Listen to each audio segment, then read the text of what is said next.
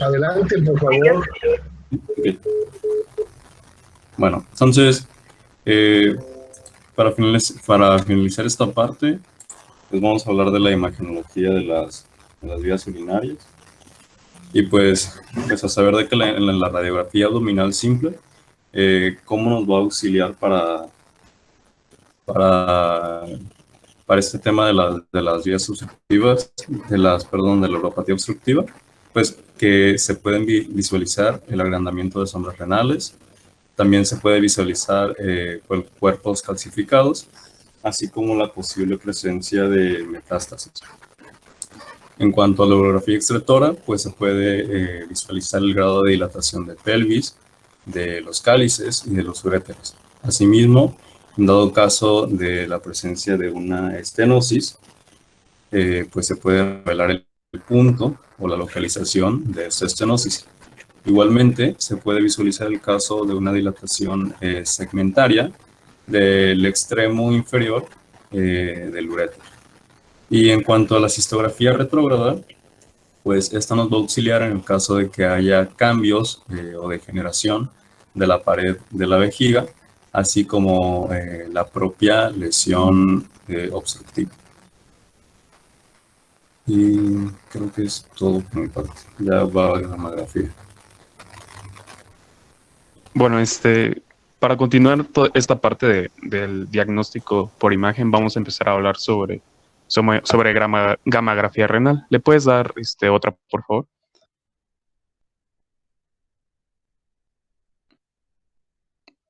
Bueno, de forma un poco general, la gamografía renal es una prueba de diagnóstico médico que utiliza la inyección de sustancias marcadas con un isótopo radioactivo que tiene una mayor afinidad por quedarse fijado o retenido en un cierto tipo de tejidos.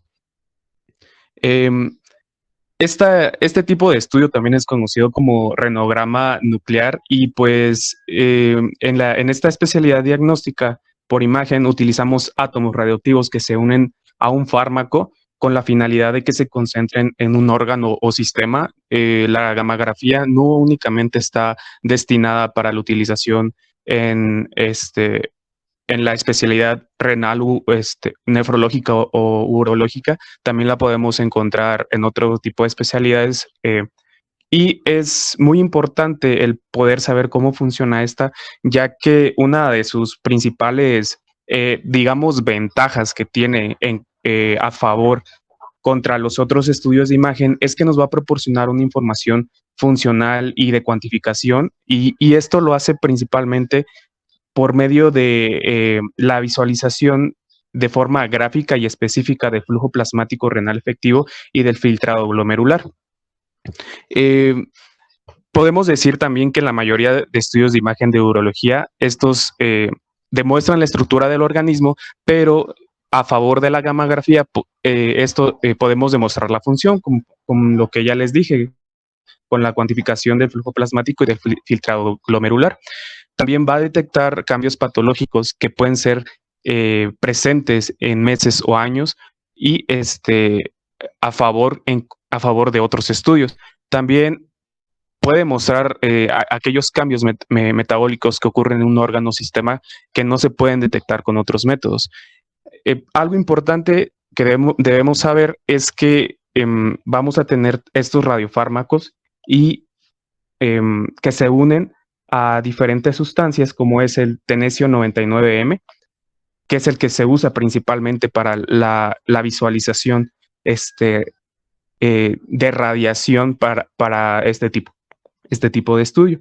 El primero de ellos pues es el DPTA, que nos sirve para la visualización de la filtración glomerular, en donde su fracción de extracción es aproximadamente del 20%, y en pacientes que lleguen a tener alguna insuficiencia renal, se deja de lado y se indica un MAG3, por lo mismo, por la capacidad de excreción tan limitada que tiene. Vamos a tener también para la secreción tubular el MAG3, que es el más utilizado.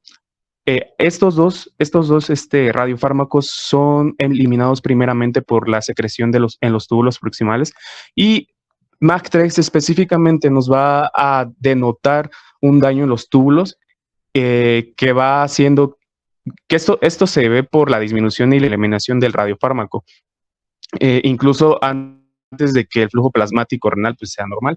Y pues por último tenemos el DMSA, también conocido como ácido dimercaptosuccínico.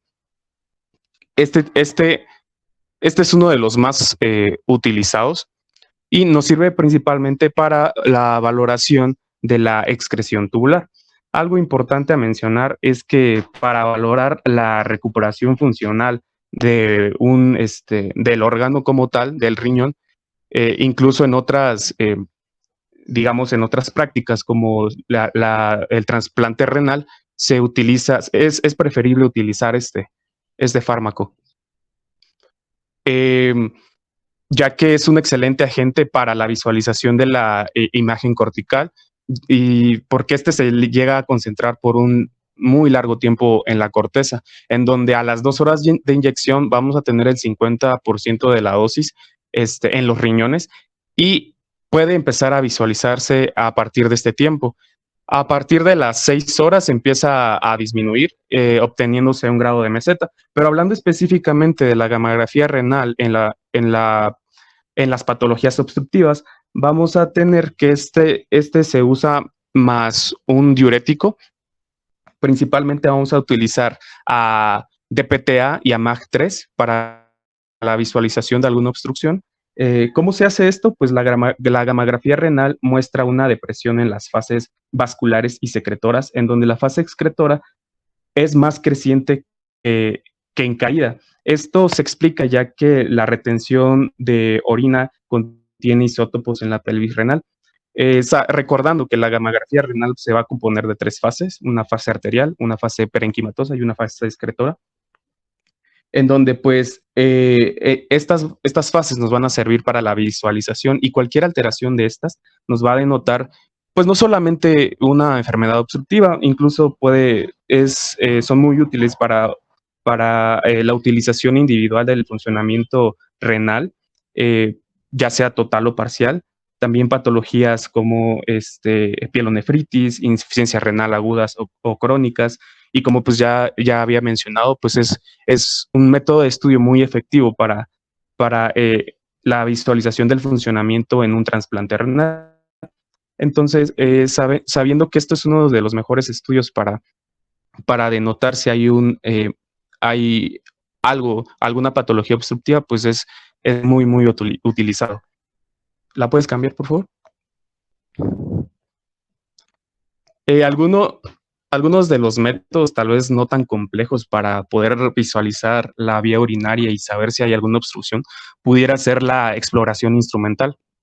Esta exploración se hace en la uretra y puede ser por medio de una sonda o algún otro instrumento que nos pudiera encaminar a un diagnóstico más acertado, un poco menos complejo que la gamografía, pero también tiene un valor diagnóstico importante. Podemos ver también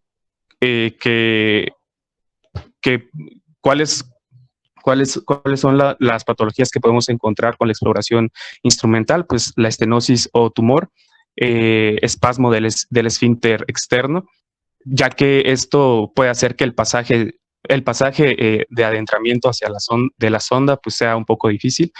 El paso de la sonda en cuanto a orina va a permitir la estimación de la cantidad de la orina residual. También la ecografía vesical nos va a permitir medir de una manera un poco más exacta la orina residual después de cada micción. Y también la hipertrofia de la próstata, cistocele y vejiga neurogénica son algunas de las patologías que podemos encontrar gracias a la exploración instrumental. Este tipo de exploración pues se pudiera hacer uso de una sonda Foley o una sonda Nelaton. Y a pesar de que es un método sencillo, pues la bibliografía nos mencionaba que pues sí tiene un gran valor diagnóstico. ¿Cuáles van a ser las complicaciones de estas patologías obstructivas? Pues bueno, el estancamiento de orina pues nos va a llevar a una infección que se puede extender por todo el aparato urinario, sabiendo que pues una de las principales vías de diseminación pues es ascendente para la proliferación de bacterias, en donde una vez que ya se establece el diagnóstico, se puede erradicar la obstrucción, pero la infección a veces es muy difícil de tratarla. Vamos a tener también algunos organismos invasores, como ya sabemos, principalmente estafilococos, pero no, Escherichia coli, perdón, pero también vamos a tener la presencia de proteus y estafilococos. Gracias a que estos son agentes patógenos eh, desdobladores de urea, lo que causa que la orina se haga más alcalina, y esta alcalinidad de la orina nos va a propiciar que haya una mayor facilidad para la precipitación de sales y cálculos renales. La insuficiencia renal, cuando cuando los riñones se ven afectados, pues empieza a haber una insuficiencia renal, lo que al final nos va a llevar a la pionefrosis, que es la etapa final de un riñón ya muy infectado y obstruido. En donde pues podemos ver que el funcionamiento renal pues es casi nulo y pues hay abundante pues pus. A veces podemos también usar a la radiografía abdominal simple para, para también valorar si hay agentes productores de gas. Entonces también es un método de diagnóstico específico. Pero pues estos son como que los más importantes en mencionar. Y eso es todo de mi parte.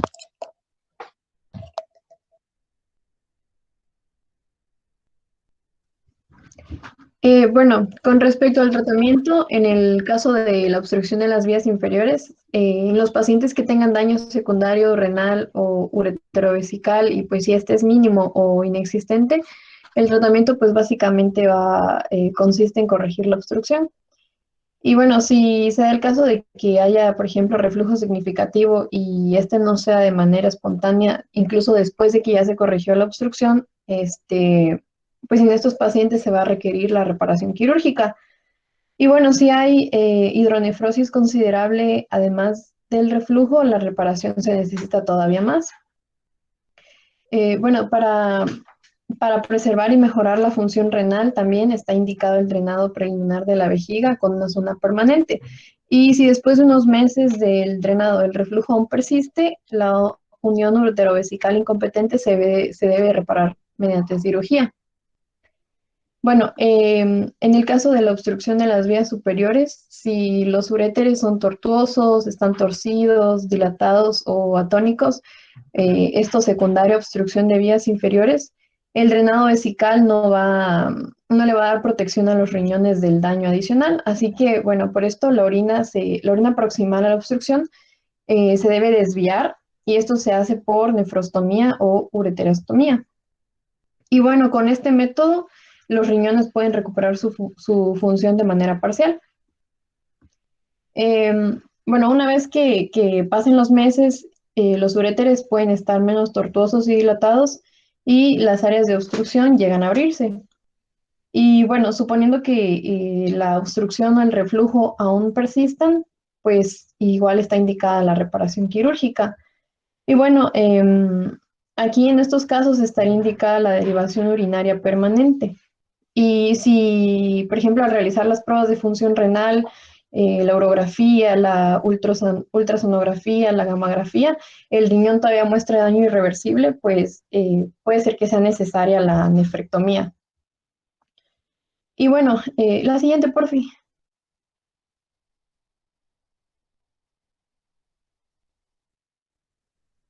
Bueno, ahora para erradicar la infección, una vez que ya se corrigió la obstrucción, pues el siguiente paso es erradicar la infección. Si la infección ha estado por un largo periodo y esta fue grave, es probable que los antibióticos pues ya no tengan como que el mismo efecto en las vías urinarias. Y bueno, en el caso de los niños, la incidencia de las infecciones pues va a ser muy baja si la obstrucción de las vías superiores se diagnostica de manera temprana, o sea, antes del nacimiento. Y bueno, en el caso del pronóstico, va a depender mucho del paciente. Aquí pues se debe tomar en cuenta las causas que que dieron la obstrucción, dónde se presentó la obstrucción, el grado y la duración de esta. Y bueno, también en el pronóstico va a influir mucho si la infección fue grave, si se complicó y si fue prolongada. Y para aquellos pacientes que tienen buena función renal y pues en estos pacientes en los que la obstrucción sí se pudo corregir y la infección se erradicó, pues generalmente les va bien, tienen buen pronóstico. Y eso sería todo.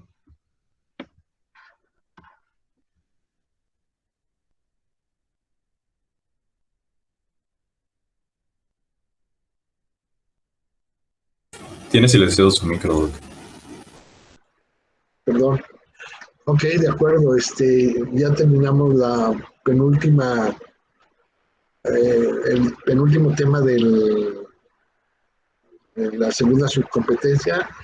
Vamos sobre el reflujo. Aquí lo único que aclarar un poquito es que todos los estudios, sobre todo en pacientes que tienen patología obstructiva severa, hay que primero valorar la función renal, que es lo más importante, evitar en pacientes que tienen datos de insuficiencia renal, agregar estudios nefrotóxicos o hacer procedimientos que puedan tener trastornos en el sistema urinario y que después seamos causal de este tipo de lesiones que a veces son irreparables. Afortunadamente los niños, aunque tengan alteraciones anatómicas congénitas, la mayoría de ellos se pueden corregir y si no se pueden controlar, como son las vejigas neurogénicas secundarias a, a problemas neuropáticos, como pues cateterizando e intentando hacer la vida más normal, dar antisépticos o medicamentos no nefrotóxicos que los podemos dar durante mucho tiempo y eso ayuda. Los niños que tienen reflujo vesicoureteral, que mañana lo vamos a ver, ese tipo de niños lo que necesita es un seguimiento importante, ver las características del reflujo. Si es un reflujo 1 o 2, se puede manejar conservadoramente. Mañana lo vamos a ver, hasta un reflujo 3, si el niño empieza a corregir su problema. Si no, del 3 hasta el 5 son quirúrgicos. No podemos esperar mucho tiempo porque las infecciones, la cicatrización y la espirulonefritis en ese tipo de pacientes dejan muchas secuelas. Los pacientes que tienen problemas de litiasis, corregir el problema litiásico, porque infección más infección, insistir en todo este tipo de pacientes que ya corregimos la patología o el problema obstructivo, que ingeste mucho líquido.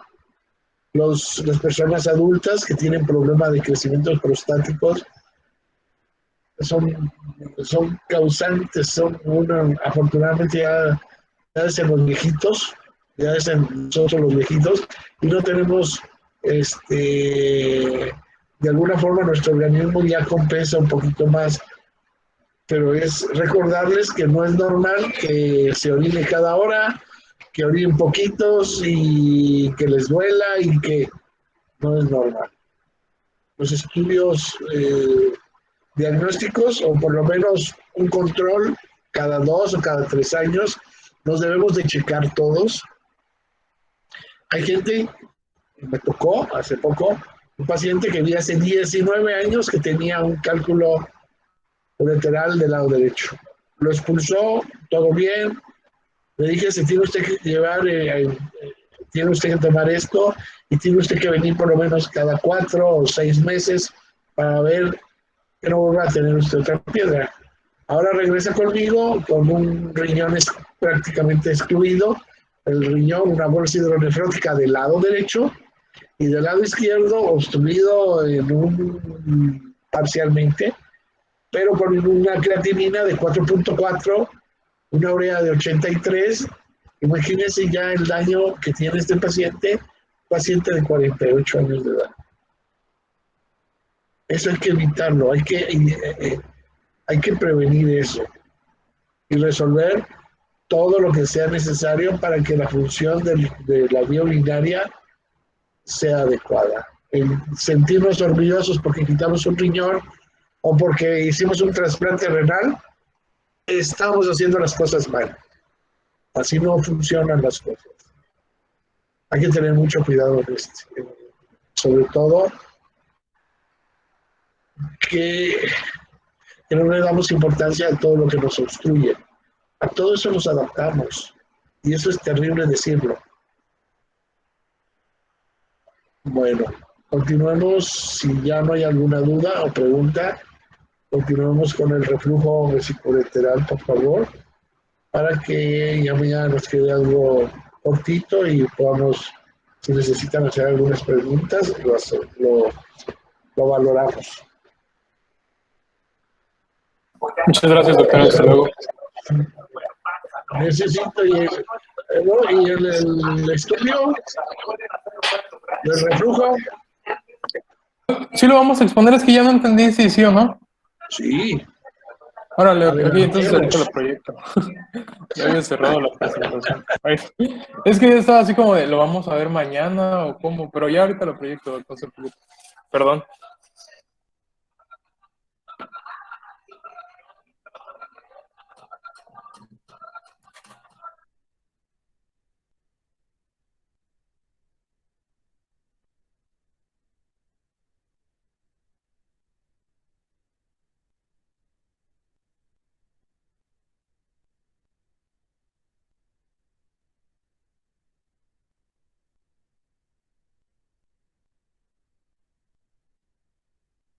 Disculpen, ya presento.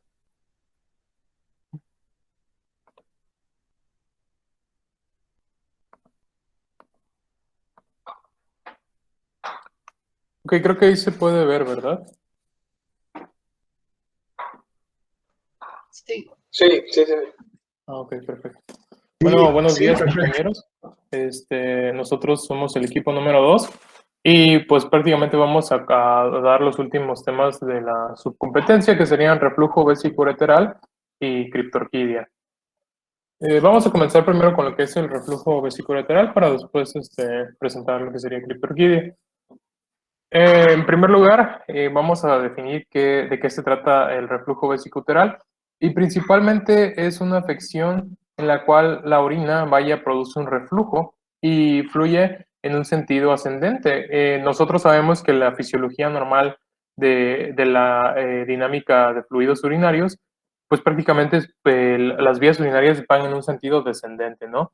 De riñón hasta uretra prácticamente. Bueno, pues prácticamente sería en el tracto medio en donde el reflujo comienza a ocurrir y es a partir de la región aproximadamente en la unión vesicoureteral en donde la patología se comienza a manifestar y este flujo fisiológico se interrumpe para dar paso a un flujo patológico que sería de tipo ascendente.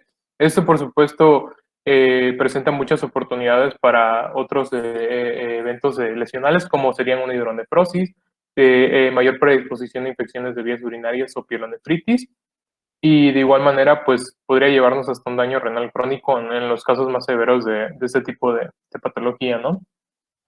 A este lado pues podemos ver que por lo general es una enfermedad más común en lactantes y niños pequeños. De hecho, gran parte de su información está contenida en pediatría y esto va principalmente orientado a lo que sería el reflujo vesicoureteral primario.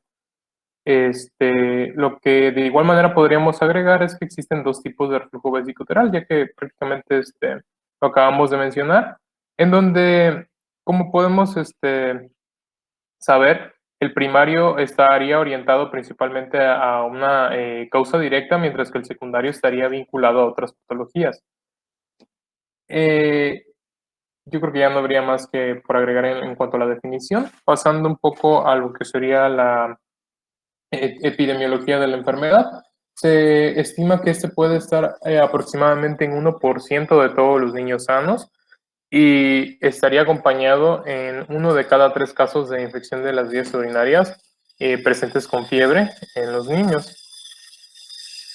Nosotros también tendríamos que saber pues que muchos de estos, en muchas ocasiones esta patología puede llegarse a ser considerado un diagnóstico incidental debido a que en algunos, y si no es que en la gran mayoría de casos, pues no llegan a presentar cuadros clínicos debido a que por sí solo en los casos más complicados podría presentar manifestaciones sintomáticas, y pues en los casos menos graves, lo más común que podría llegar a suceder sería una predisposición bastante mayor a infecciones de las vías urinarias. De hecho, es en conjunto con este diagnóstico que la mayoría de los reflujos vesicoureterales son diagnosticados. No está clasificada como una enfermedad transmisible, por lo tanto, por supuesto que no es contagioso, incluso a pesar de su factor infeccioso en la cuestión de lo que sería la predisposición de infecciones, no es una enfermedad transmisible.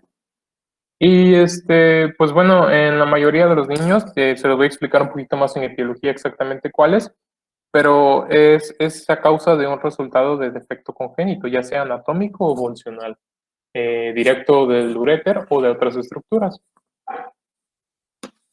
Hablando un poquito más de epidemiología, nosotros tenemos que saber que cuanto más pequeño es el niño, es más probable que tenga un reflujo vesicoureteral, y que este puede ser tanto unilateral como bilateral. Se dice que las personas que tienen trastornos de las vías urinarias, ya sea por malformaciones congénitas o variantes anatómicas más anormales, pues estos van a estar más predispuestos a padecer de un reflujo vesicoureteral, un RV1. Es bastante más común durante la infancia debido a que principalmente el mecanismo de la micción está relacionado con una mayor presión sobre las vías urinarias. Esto es más cierto para el varón. Se dice que la irregularidad va a ser más común en las niñas en la primera infancia, y por supuesto que cierto factor genético está presente debido a que es mucho más probable padecer esta patología si un hermano, una hermana o un padre lo tienen. Está vinculado principalmente a muchos estudios genéticos en donde nosotros tendríamos que saber que factores como las etnias, las razas o incluso la ubicación geográfica van a representar un factor importante para poder predecir si el paciente tiene más riesgo de padecer este reflujo vesicoureteral o no, o de igual manera si podría llegar a ser patológico o no. Ahora, hablando un poco acerca de las etiologías y de alguna manera, pues, definir un poco estas enfermedades, ¿no? En primer lugar, tenemos un reflujo vesicoureteral primario, el cual se dice que es una de las formas más comunes, y no es que la más común, es más cierto en el paciente pediátrico, y como su definición lo había mencionado previamente, se debe a un cierre incompetente y un flujo incompetente producido por la unión vesicoureteral, como se puede apreciar desde el diagrama que tenemos acá. Normalmente el reflujo es prevenido a partir de una contracción que ocurre a nivel del músculo vesical. Esto produce un cierre del uréter porque el uréter se introduce un poco más allá de la vejiga, ¿no? Esto se le llama el uréter intravesical, y pues es cerrado al momento de la contracción de la vejiga. Cuando este mecanismo fracasa es cuando se produce principalmente el reflujo vesicoureteral primario. Puede llegar a ser unilateral, y en su mayoría de los casos bueno, no en su mayoría, pero sí es unilateral con más frecuencia en contraste con el tipo secundario por las causas que vamos a ver más adelante. Debido a que pues esta etiología puede estar causada principalmente por algún retraso del crecimiento, puede tener un mejor pronóstico al momento del crecimiento. Y pues se dice que prácticamente un niño puede llegar al crecer, puede llegar a desaparecer o a mejorar su reflujo vesicoureteral, es decir, las formas más graves de enfermedad y el mayor riesgo pasaría durante la etapa lactante y preescolar. Va a depender, Carlos, va a depender de José, perdón, va a depender muchísimo del grado de reflujo que tenga el paciente. El paciente tiene un grado 1, grado 2 y no tiene o tiene infecciones esporádicas, pues podemos manejarlo médicamente y con medicamentos antisépticos o macrólidos de baja se puede manejar. Eso lo vamos a ver más adelante. Pero un paciente que tiene un reflujo vesicoureteral grado 4 o 5 y que el deterioro de la función renal o la conformación o la estructura renal se empieza a deteriorar progresivamente, vamos a esperar. Es un paciente que tenemos que resolver lo más pronto posible. Son pacientes que desde el diagnóstico se compensan y se operan. Sí. Eso es con un grado 4 o 5, ya ni lo pienses, son quirúrgicos. Los demás, bueno, se pueden manejar, pero de eso va a depender. Perdón, gracias. No, gracias a usted, Doc, exactamente. Realmente yo toco discretamente un poco la clasificación y pues sí está orientativo un poco al tratamiento, pero por lo que yo veo ese está más orientado al grado de distensión y afección y no tanto como a la etiología, ¿verdad? La clasificación la estratificación de esta enfermedad. La biología es la misma, nada más que el grado de lesión va a depender de todos los trastornos que estén agregados congénitamente. En eso va a depender y de los centímetros o de los milímetros o de la posición del uréter en la ubicación trigonal y el diámetro, o sea, la longitud que tenga ese uréter intramural para que nos pueda determinar la calidad de función de ese uréter. Si es muy cortito, si tiene 0.5 o 1 centímetro, lo más probable es que ese paciente va a tener un reflujo muy grave, muy serio. Ahora, con la edad, si ese riñón no se deteriora y las infecciones las podemos controlar, casi siempre, en el 80% de los adolescentes crece el uréter, como todos nos crece y ese uréter se hace intramural, más largo y evita que se opere el paciente. Sucede, sí, cuando es bien manejado. De eso va a depender.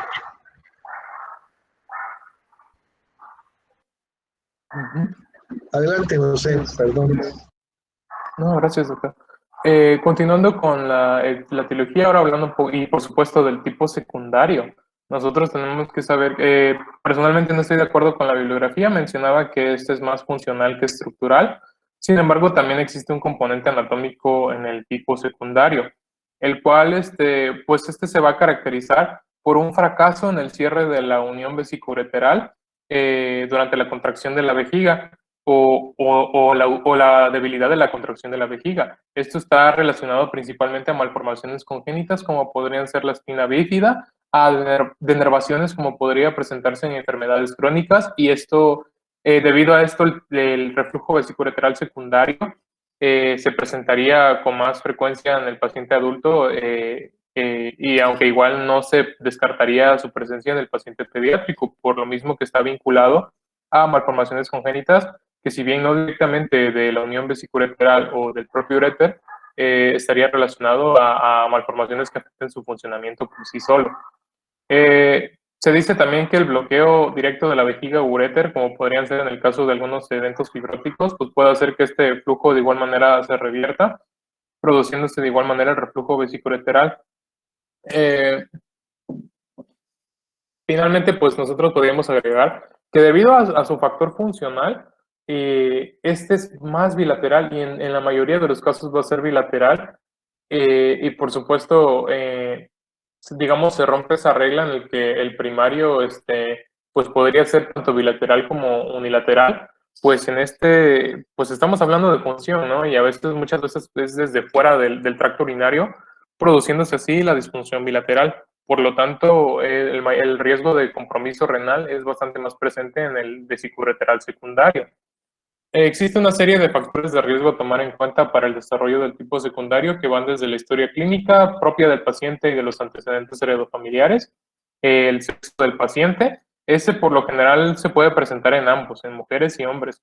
Sin embargo, en las cohortes de estudios se ha relacionado que las mujeres tenían una probabilidad 2 veces mayor de tener este tipo de reflujo que los hombres.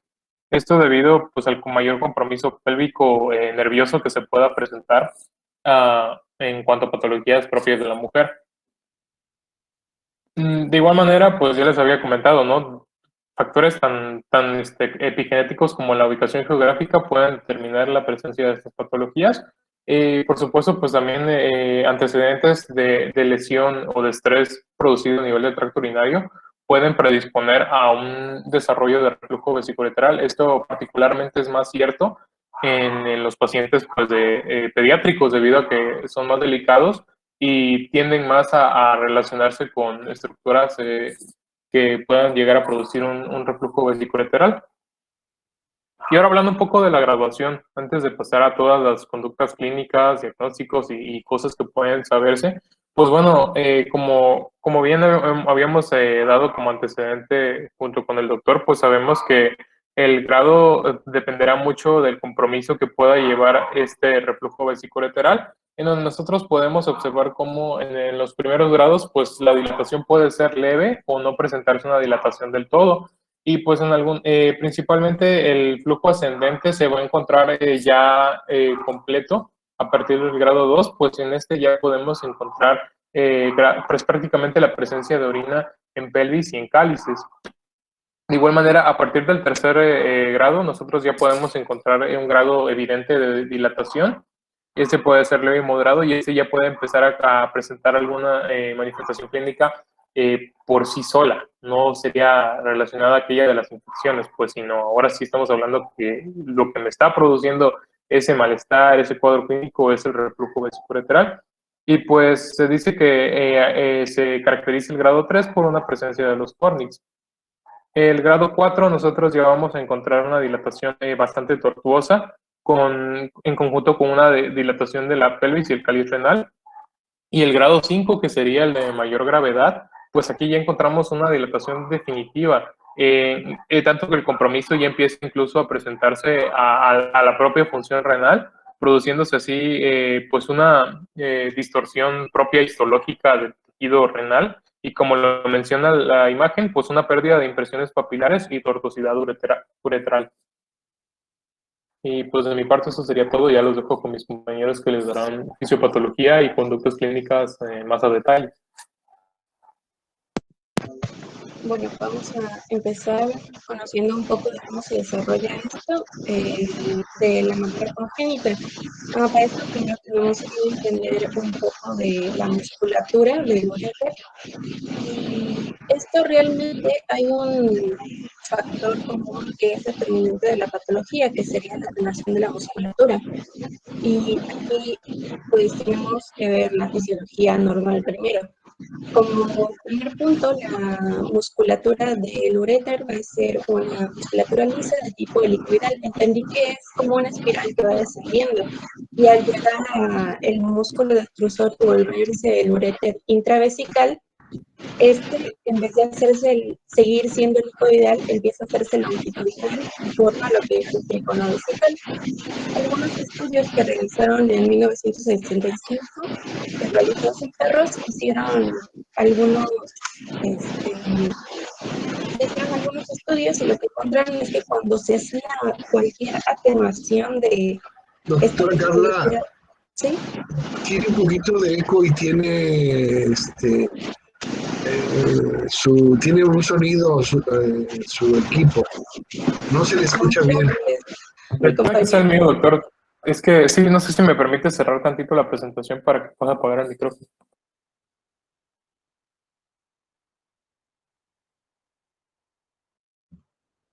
Creo que yo.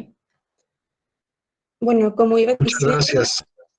Esta musculatura de el uréter, cuando se vuelve intravesical, lo que hace es que esta musculatura helicoidal en espiral lo que está anterior se vuelve posterior y empieza a formar una musculatura longitudinal para formar el trígono vesical. Y algunos estudios realizados en perros determinaron que el factor que determina esta patología es la atenuación de la musculatura, provocando una lesión o una incisión en este trígono vesical, creo que era 2 centímetros arriba del meato. Esto provocaba que hubiera un reflujo, y cuando se estimulaba eléctricamente o se añadía epinefrina, esto provocaba que el reflujo cesara. Entonces, podemos determinar que la fisiopatología de la enfermedad congénita, pues es realmente la atenuación de esta musculatura, lo que podemos ver, como nos había dicho nuestro compañero José Carlos, que pues en algunas enfermedades, por ejemplo, el meningocele, por ejemplo, que afecta nervios de los de S2 a S4, que son los que inervan el músculo detrusor, pues tendría una afectación que nos provocaría este reflujo. ¿Le puedes dar a la siguiente?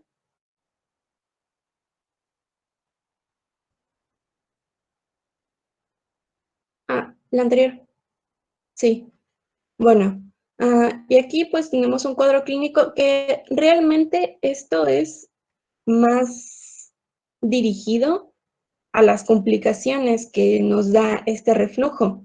Por ejemplo, tenemos en caso de que nos dé una pielonefritis sintomática, pues sería lo común de esta patología, como son los escalofríos, la fiebre elevada, el dolor renal, náuseas y vómito, además de síntomas de cistitis.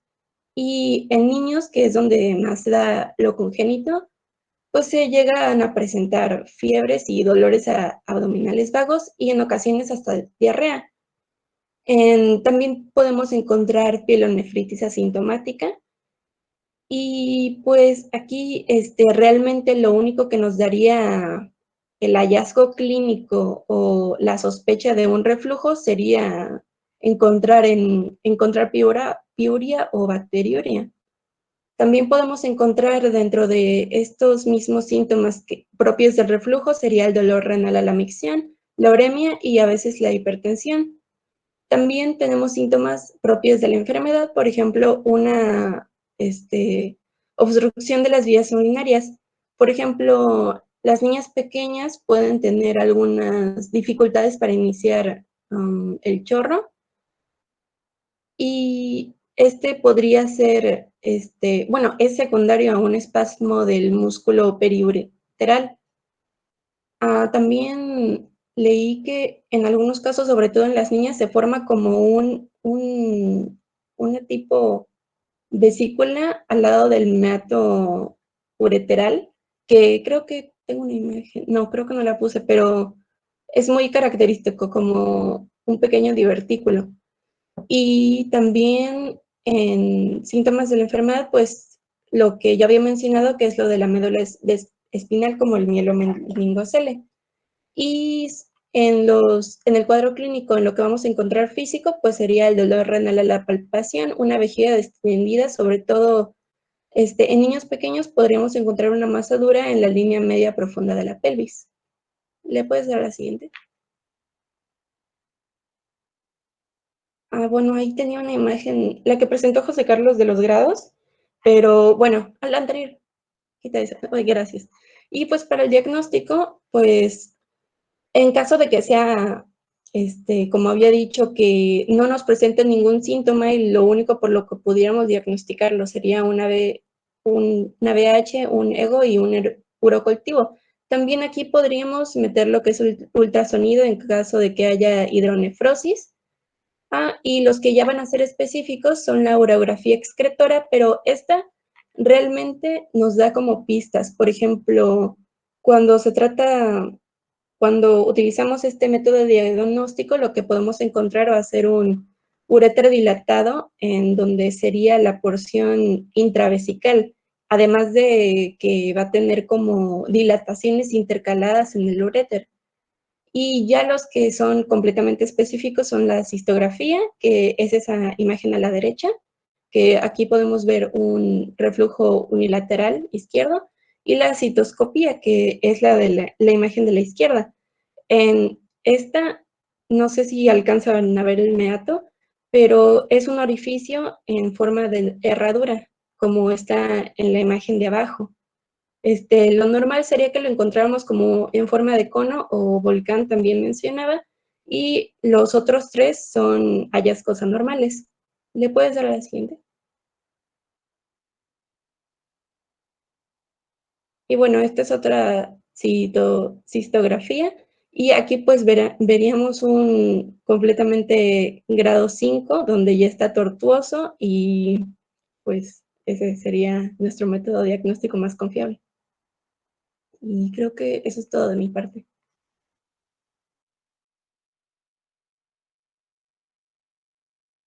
Este tipo de lesiones, las que estamos viendo ahorita, la que está en la imagen anterior, pues eso no lo podemos manejar médicamente, ¿no?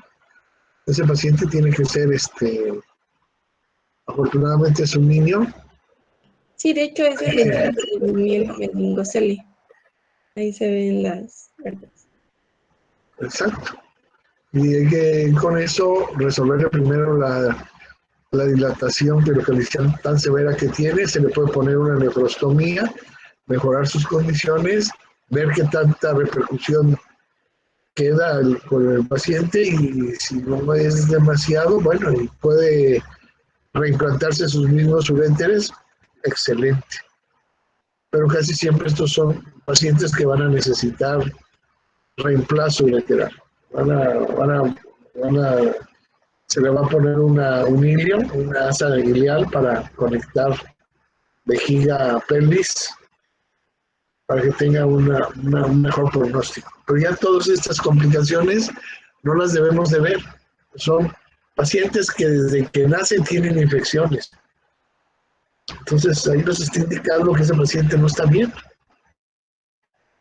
Hay que estudiarlos. Todos los niños que tienen fiebre y que no remite con el tratamiento, con el primer tratamiento, lo primero que hay que pensar es en esto. Claro, si tiene alguna otra patología congénita, pero no descartar los reflujos vesicoureterales. Ok, doctores, muy bien. Entonces, continuamos el día de mañana, prácticamente ya se terminó. Mañana acabamos, para que no tengan malos pensamientos hoy. Digan que ya acabamos. ¿Dudas, preguntas?